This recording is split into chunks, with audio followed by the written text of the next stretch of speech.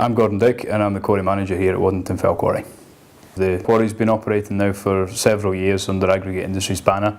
We're a dimensional stone quarry as well as a sand quarry, so we operate with maintenance staff for the quarry in operation, as well as primary and secondary crushing, and a bank of stonemasons and sawing process. I work for Aggregate Industries as a stonemason, and basically it's carving things out of stone using power tools. I use the 9-inch grinder, 9-inch circular saw, 5-inch grinder, 4.5-inch grinder, and the air hammer, air chisel. Across the quarry and industry, most sites are almost exactly identical. We all operate production staff and we all operate maintenance staff, and once you take everything as a leveller, there's not a lot of difference between one quarry to another. Most of the quarries across the UK will be using exactly the same hand tools and exposing their operators to the same level of hand-arm vibration risk. We've become increasingly aware of the issues with hand-arm vibration on site in terms of maintenance and also for the stonemasons as well, with high exposure on both roles. Not only our stonemasons but also the quarry operators are also exposed to that hand-arm vibration in terms of the impact chisels and grinders, and we'd see high levels, especially in impact chisels, raking up to 400 points in a day. At first you don't feel any vibration. After say 5 or 10 minutes you start to feel a slight tingling in your fingers, which lasts for maybe 10 to 30 seconds after use of the power tool has ceased.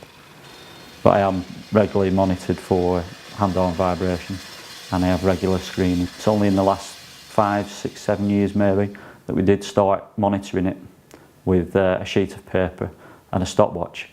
With a paper-based system, you've got to start and stop your time as best you can with your trigger time, and that involves putting the tool down and start and stopping a stopwatch, or using a computer or a tracker on the power source itself. But you've also got to record and verify your own results, which is incredibly open to fraud. So you could have whatever result you feel you want for that shift. You didn't know you was getting anywhere near your points until at the earliest the day after, so you'd know real record of it. We've been running half meter now for about 18 months, and directly after the implementation of the half meter system we saw a 25% reduction in our points values due to the trigger time on the tools. This was purely down to the stonemason trying to start and stop his clock watch rather than having to just monitor it on his half meter.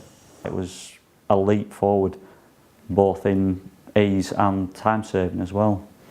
As more time was spent actually doing the job. The biggest impact that we've seen with the use of half meter is the direct impact on our time and the saving that we've had at management level and processing the hand-arm vibration figures, and that's given us a massive saving in ability and time across the board. With approximately a dozen workers on site, it was taking us between 10 and 15 minutes to process on a daily basis the paper-based system. Now it takes us between 10 and 15 minutes on a monthly basis for the half meter.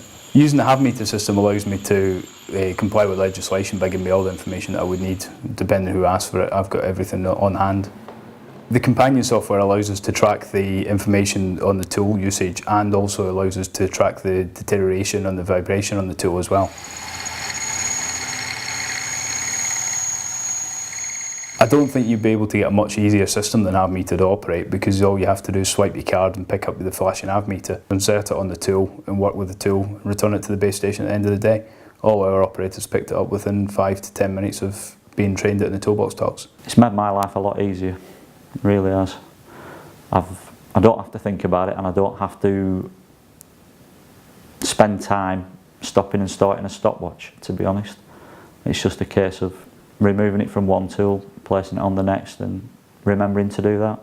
Within Aggregate Industries we are operating a paper system, but the best practice is by far the half meter, which is now taken off across some of the bigger sites and the more complex operations.